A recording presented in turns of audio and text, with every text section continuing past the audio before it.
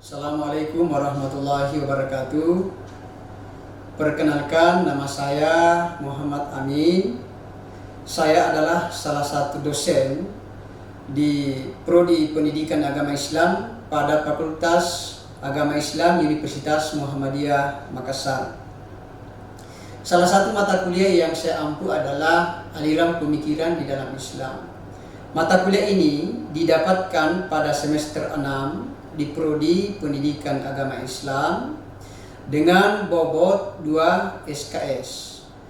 Teknik pengajaran yang saya gunakan adalah delivery, interaction, dan assessment. Adapun capaian pembelajaran lulusan yang dibebankan pada mata kuliah ini, yang pertama sikap, 1. Bertakwa kepada Tuhan Yang Maha Esa dan mampu menunjukkan sikap religius. Yang kedua adalah menghargai keanekaragaman budaya, pandangan agama, dan kepercayaan serta pendapat atau semua orisinil orang lain. Kemudian yang kedua, pengetahuan, mampu memahami dasar-dasar bahasa serta dengan pemahaman agama di tengah-tengah masyarakat.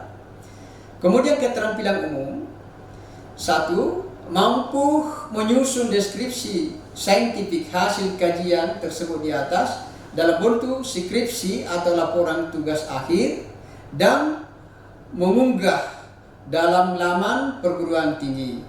Yang kedua adalah mampu mengambil keputusan secara tepat dalam konteks penyelesaian masalah di bidang keahliannya. Selanjutnya, adapun capaian pembelajaran mata kuliah ini, pertama, mahasiswa dapat memahami Al-Khawarij, Al-Murji'ah, sejarah timbul dan pokok-pokok ajarannya. Begitu juga Jabariyah, Qadariyah, latar belakang munculnya dan argumen-argumen masing-masing. Berikutnya, sejarah timbulnya Wasil bin Atha dan ajaran-ajarannya, Abu Hasan Al-Asy'ari dan pokok-pokok ajarannya, serta Al-Maturidiyah, sejarah timbul Abu Mansur Al-Maturidi dan pokok-pokok ajarannya, dan Basdawi dan ajaran-ajarannya dan pengaruhnya di dunia Islam. Yang kedua, mahasiswa mampu menjelaskan dan memahami perbandingan aliran iman dan kufur serta akal dan wahyu, dan menjelaskan Syiah, pengertian sejarah timbul dan pokok-pokok ajarannya, sekte-sekte Syiah, dan seterusnya. Yang ketiga, mahasiswa mampu menjelaskan terkait Al-Kindi, riwayat hidup, keseharian, filsafat dan agama, filsafat dan ketuhanan, serta filsafat jiwa. Kemudian berikutnya, Al-Farabi, riwayat hidup, pemikirannya, teori tentang emanasi, dan seterusnya. Kemudian Ibnu Sina, riwayat hidup, pemikirannya tentang emanasi, filsafat jiwa, filsafat kenabian, dan teori wujud, serta Al-Razi, riwayat hidup dan filsafat 5 kekal. Kemudian berikutnya, yang keempat adalah mahasiswa mampu menjelaskan dan mengetahui tasawuf, asal-usul, pengertian, dan yang kelima, mahasiswa mampu menjelaskan dan mengetahui Rabiatul Adawiyah, riwayat hidup dan konsep mahabbah ilahiyah, serta memahami Al-Ghazali, pengembaraan intelektual dan pengolahan batin menuju kehidupan sufistik, konsep ma'rifah, mendamaikan syariah dan tasawuf, dan pengaruhnya di dunia Islam. Kemudian, kemampuan akhir tiap tahap pembelajaran. Pertama, mampu memahami Al-Khawarij dan Al-Murji'ah, sejarah timbul dan pokok-pokok ajarannya. Yang kedua, mampu menjelaskan Jabariyah dan Qadariyah, pengertian, latar belakang munculnya, dan argumen-argumen masing-masing. Yang ketiga, mampu menjelaskan perbandingan aliran, iman dan kufur, serta akal dan wahyu. Yang keempat, mampu menjelaskan dan memahami Al-Maturidiyah, sejarah timbulnya, kemudian Abu Mansur Al-Maturidi dan pokok-pokok ajarannya. Yang berikutnya, kelima, mampu menjelaskan Syiah, pengertian, sejarah timbul dan pokok-pokok ajarannya, sekte-sekte Syiah, yaitu Imamiyah, Ismailiyah dan Gulat. Yang keenam, mampu menjelaskan perbandingan aliran, iman dan kufur, serta akal dan wahyu. Yang ketujuh, mampu menjelaskan Al-Kindi, riwayat hidup Al-Kindi, filsafat dan agama, filsafat ketuhanan dan filsafat jiwa. Berikutnya, mampu menjelaskan dan mengetahui Al-Farabi, riwayat hidupnya, pemikirannya. Yang ke-10, mampu menjelaskan terkait Ibnu Sina, riwayat hidup, pemikirannya tentang emanasi, filsafat jiwa, filsafat kenabian dan teori hidup. Kemudian yang ke-11, mampu menjelaskan dan mengetahui Al-Razi, riwayat hidupnya dan filsafat 5 kekal. Selanjutnya, yang ke-12, mampu memahami tasawuf, asal usul, pengertian, makamat dan ahwal. Yang ke-13, mampu menjelaskan Rabiatul Adawiyah, riwayat hidupnya dan konsep Al-Mahabbah. Yang terakhir adalah mampu memahami dan menjelaskan Al-Ghazali, pengembaraan intelektual dan pengolahan batin menuju kehidupan sofistik dan pengaruhnya di dunia Islam. Kemudian berikutnya, saya ingin sampaikan deskripsi mata kuliah. Mata kuliah ini bertujuan agar mahasiswa dapat memahami aliran pemikiran di dalam Islam. Kemudian bahan kajian atau topik yang kami akan sampaikan di dalam pembelajaran ini, yang pertama adalah Al-Khawarij dan Al-Murji'ah, sejarah timbulnya, kemudian pokok-pokok ajarannya. Yang kedua adalah Jabariyah dan Qadariyah, pengertian, latar belakang munculnya dan argumen-argumennya. Kemudian yang ketiga adalah Al-Mu'tazilah, sejarah timbulnya serta pemikiran-pemikirannya. Yang keempat adalah Al-Asy'ariyah, juga sejarah munculnya, kemudian pokok-pokok ajarannya. Yang kelima adalah Al-Maturidiyah, begitu juga sejarah munculnya dan pokok-pokok pemikirannya. Yang keenam adalah perbandingan aliran, iman dan kufur, serta akal dan wahyu. Terus yang kedelapan Al-Kindi, riwayat hidupnya, kemudian pokok-pokok pemikirannya. Kesembilan Al-Farabi, riwayat hidup, pemikirannya. Yang ke-10 Ibnu Sina, riwayat hidup dan pemikirannya. Kemudian ke-11 Al-Razi, riwayat hidup dan pemikirannya. Yang ke-12 adalah tasawuf, asal usul, pengertian, makamat dan ahwal. Kemudian ke-13 Rabiatul Adawiyah, riwayat hidup dan konsep Al-Mahabbah Ilahiyah. Dan yang terakhir adalah Al-Ghazali, kemudian pengembaraan intelektual dan pengelolaan batin menuju kehidupan yang sofistik dan pengaruhnya di dalam dunia Islam. Adapun referensi dalam mata kuliah ini adalah, yang pertama saya akan berikan kepada mahasiswa Abu Zahra, Tariq Al-Mazhab Al-Islamiyah, kemudian Al-Asy'ari, Abu Hasan, Kitab Luma dan seterusnya, kemudian Al-Baghdadi, Hasan Al-Banna. Berikutnya adalah Harun Nasution, Islam ditinjau dari beberapa aspeknya. Kemudian Fazlur Rahman, teologi Islam, aliran-aliran sejarah dalam Islam. Untuk sistem pembelajaran di Universitas Muhammadiyah Makassar, khususnya Fakultas Agama Islam, kami melakukan pembelajaran secara hibrid.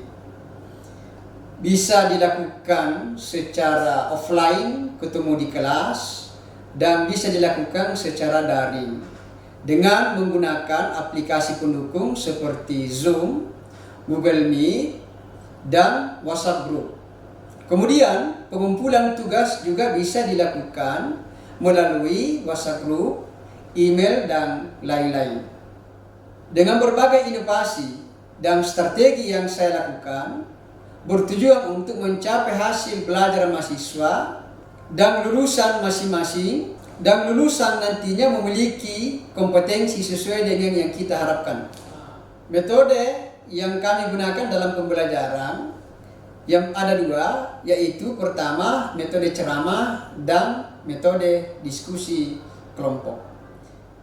Untuk sistem penilaian yang saya gunakan, pertama adalah kehadiran mahasiswa, yaitu 25%, keaktifan di kelas 10%, kemudian akhlak 10%, tugas, baik tugas individu maupun tugas kelompok adalah 15%, kemudian nilai ini itu 20%, dan ujian akhir semester atau UAS adalah 20%. Perolehan nilai mahasiswa tersebut mereka bisa lihat pada akun masing-masing, dan ketika ada mahasiswa yang tidak lolos, maka akan diberikan remedial berdasarkan dengan waktu sesuai dengan kalender akademik Universitas Muhammadiyah Makassar. Nah, berikut ini kita akan saksikan video pembelajaran di kelas. Assalamualaikum warahmatullahi wabarakatuh. Bagaimana kabarnya semua? Sehat ya? Oke. Sebelum saya memulai, saudara, tentu mari dulu kita berdoa bersama agar apa yang kita akan lakukan pada kesempatan hari ini bisa bernilai ibadah di sisi Allah Subhanahu wa taala. Mari kita berdoa bersama.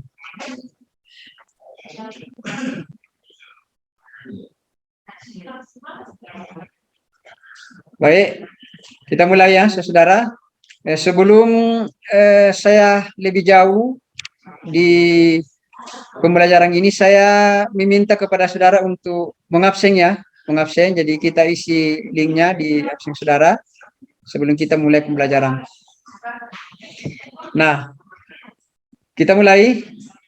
Alhamdulillah pada kesempatan hari ini kita ketemu kembali dalam pertemuan yang kedua, saudara, setelah tatap muka pekan lalu ya. Saya jelaskan tentang bagaimana kontrak perkuliahan kita di semester 6 ini, aliran pemikiran dalam Islam.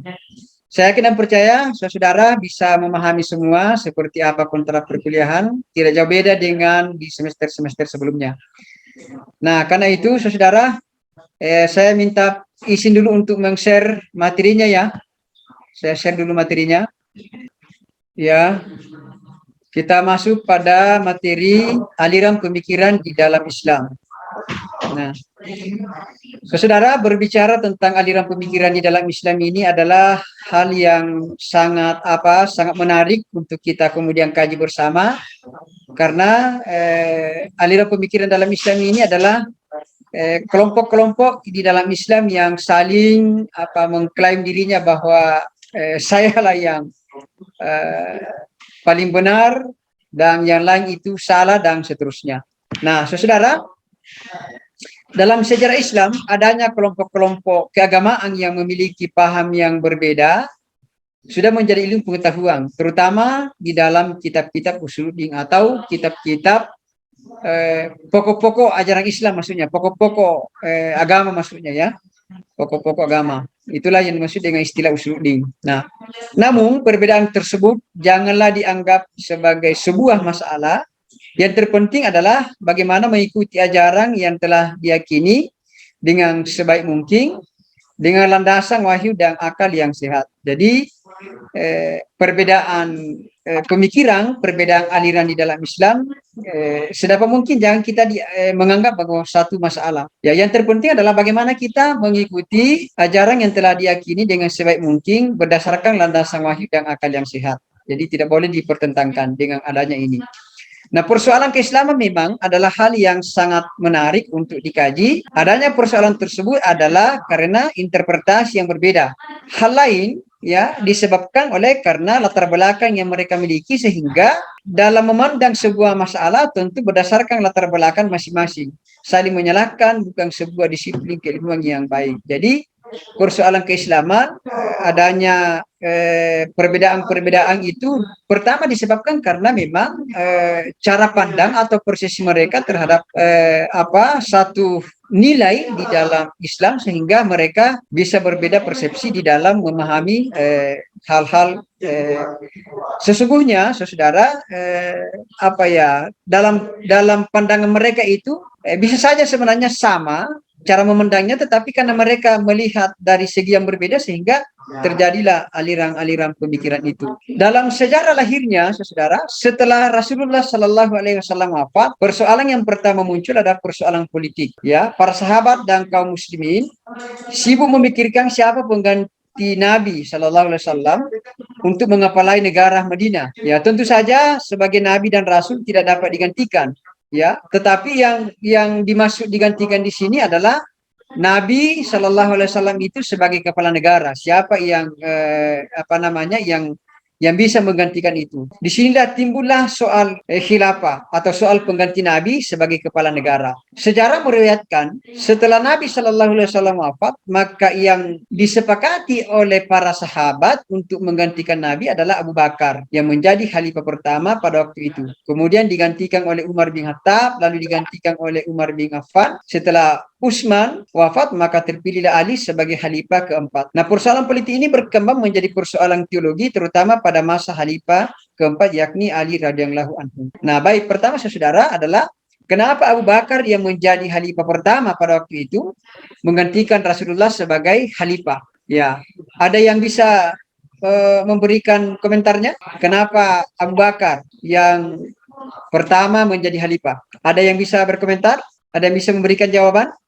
Ya, yang pertama, kenapa kemudian Abu Bakar menjadi khalifah pada waktu itu? Khalifah pertama maksudnya adalah karena pertama Abu Bakar adalah sahabat Nabi yang pertama masuk Islam, kemudian kedekatannya kepada Rasulullah Shallallahu Alaihi Wasallam. Dengan pendekatan-pendekatan itulah para sahabat menyepakati bahwa Abu Bakarlah yang menjadi khalifah pertama pada waktu itu. Kemudian digantikan oleh Umar bin Khattab, ya, digantikan oleh Utsman bin Affan dan Ali. Nah, pokok persoalan kemudian mulai muncul, saudara-saudara, ketika khalifah keempat terpilih, yakni Ali radhiyallahu anhu sebagai khalifah keempat. Persoalan yang terjadi dalam konteks politik di atas akhirnya membawa kepada persoalan teologi.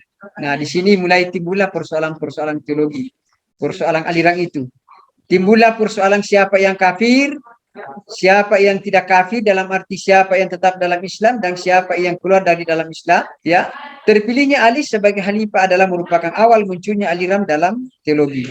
Yang pertama adalah kita bisa menyoroti, ya, bagaimana itu Syiah. Ya, kita lihat dulu apa itu Syiah. Syiah, ya, secara etimologi atau secara bahasa adalah pengikut atau pendukung.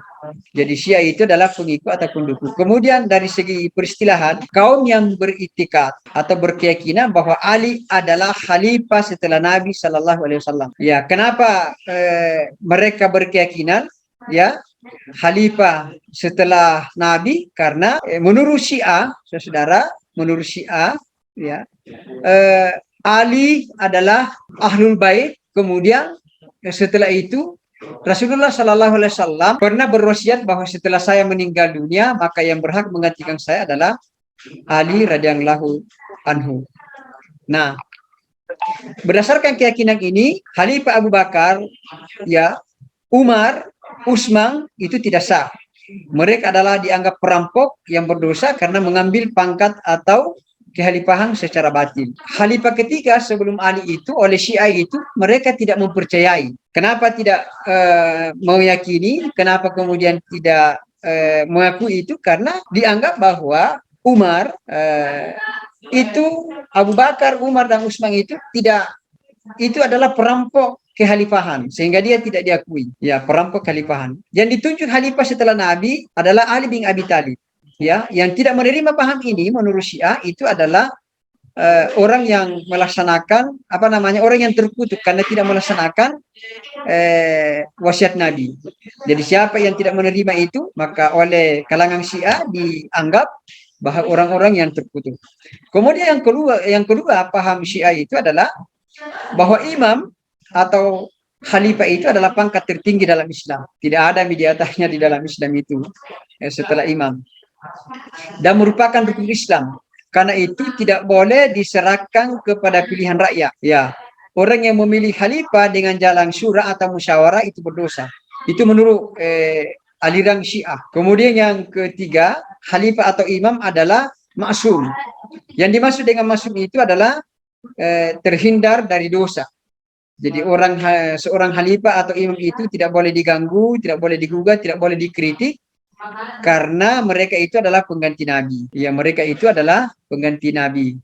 Nah, kemudian berikutnya, paham yang keempat adalah khalifah atau imam itu mendapat wahyu. Jadi keyakinan Syiah itu, kalau khalifah dan imamnya itu adalah orang-orang yang mendapat wahyu. Coba kita lihat saudara, paham-paham Syiah ini memang inilah yang mempertajam perbedaan di kalangan umat Islam, sehingga klaim-klaim yang mereka lakukan itu sangat tajam, ya, sehingga umat Islam itu cenderung bertentangan dengan mereka. Seperti dia mengklaim bahwa orang yang tidak menerima Ali sebagai khalifah yang sesungguhnya khalifah pertama itu terkutuk, ya, karena ini tidak melaksanakan syariat Nabi. Dia juga mengatakan, Syiah juga mengatakan bahwa pangkat tertinggi di dalam Islam itu adalah khalifah atau imam. Kemudian khalifah atau imam itu adalah orang yang terhindar dari dosa. Sementara kan tidak ada yang bisa terhindar dari dosa. Yang dijamin oleh Allah maksum itu kan Rasulullah Sallallahu Alaihi Wasallam. Kalau manusia biasa tidak ada itu yang selain Nabi, maksudnya tidak ada yang terhindar dari segala dosa. Kemudian khalifah mendapat wahyu. Wah, ini ya, khalifah mendapat wahyu menurut mereka luar biasa, ya, saudara. Sampai di sini ada yang perlu dipertanyakan? Ada yang perlu dipertanyakan? Ada yang mau bertanya? Maksudnya ada yang tidak jelas sampai di materi ini? Oke, kalau tidak kita lanjut dulu ya. Kita coba melihat aliran dan pemikirannya. Nah, pertama adalah aliran Khawarij. Bagaimana asal usulnya itu Khawarij? Ya, Khawarij. Ya, kelompok Ali yang tidak setuju dengan sikap Ali yang menerima perundingan.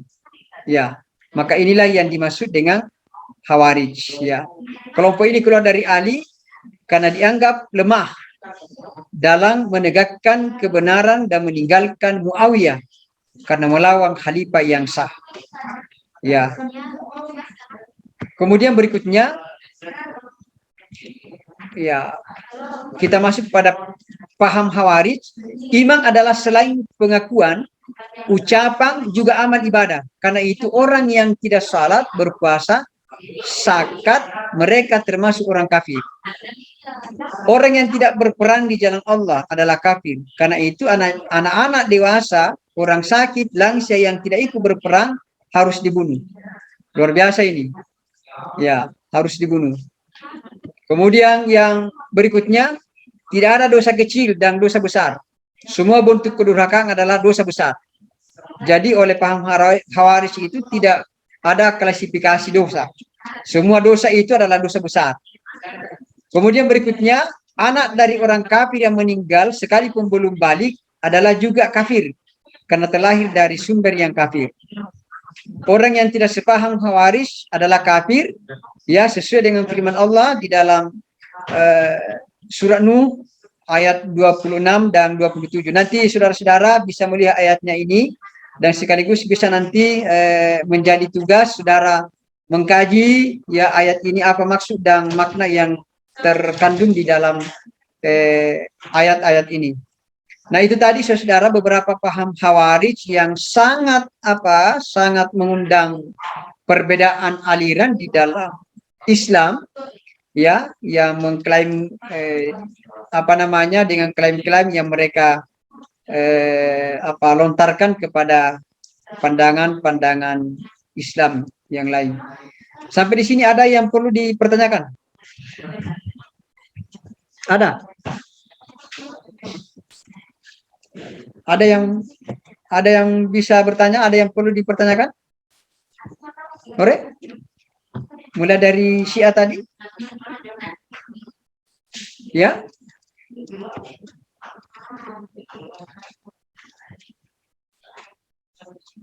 Bagaimana? Nah, baik saudara, kalau tidak ada yang perlu dipertanyakan lagi, ya, saudara, saya akan simpulkan pertemuan kita pada kesempatan hari ini, pertemuan kedua ini, dan insya Allah kita akan lanjut pada satu pekan berikutnya.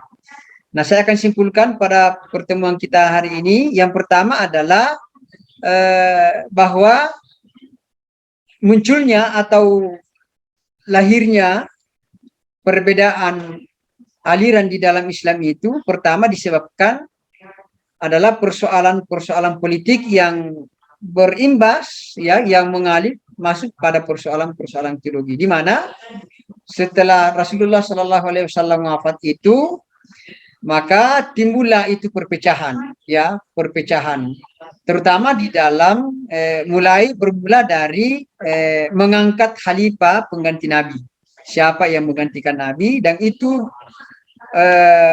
apa namanya, dia beralih dalam persoalan teologi, siapa yang kafir dan siapa yang tidak kafir, siapa yang tetap di dalam Islam. Jadi situ sebenarnya jadi timbulnya perbedaan di dalam aliran pemikiran Islam itu, ya dari situ lahirnya sejak Rasulullah Shallallahu Alaihi Wasallam wafat. Ya, disitulah mulai timbul perpecahan di kalangan Islam di dalam melihat dan memandang sesuatu. Sekalipun ini sebenarnya berasal dari persoalan-persoalan politik. Nah, saya pikir seperti itu, saudara, dan apa namanya, saya akan memberikan tugas kepada saudara untuk kita store pada pertemuan ketiga, ya, pekan depan, ya. Saya memberikan tugas untuk mereview kembali, membuat resume tentang latar belakang lahirnya aliran pemikiran di dalam Islam, ya. Jadi para mahasiswa membuat resume, ya, tentang materi, ya, latar belakang lahirnya aliran pemikiran di dalam Islam. Baik, saya pikir seperti itu, saudara, pertemuan kita pada kesempatan hari ini. Dan kalau tidak ada yang perlu dipertanyakan, atau ada yang perlu dipertanyakan, saudara?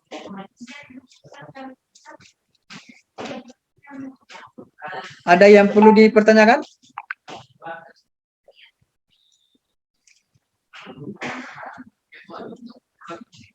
Kalau tidak ada yang perlu dipertanyakan, saudara, ya,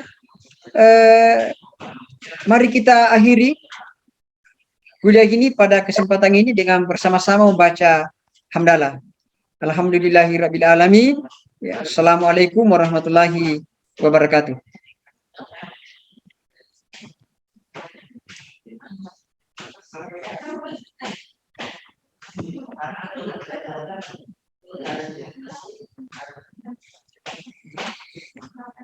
Dari lihat dulu anumu, buat dulu aku mau yang kemarin itu nak, validasi dulu. Ada beda dua mahasiswaku yang belum validasi. Dibuka lagi linknya, itu berbahasa. Mana teman-teman yang lain kah? Satu lagi. Karena ancu kali begitu. Oh, yang kakak itu kemarin, Pak. Siapa itu? Bukan Hamdan. Bukan, cewek kan? Cewek di mudah-mudahan. Yang menyusun ya. Coba dulu anu dulu di situ, lihat dulu. Kita buka dulu. Buka dulu, masih ada itu? Link tadi nak? Iya, masih.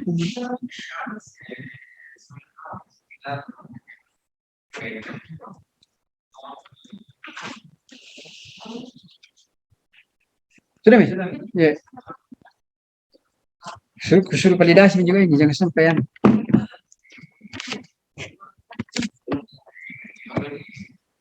Tak berapa menit itu.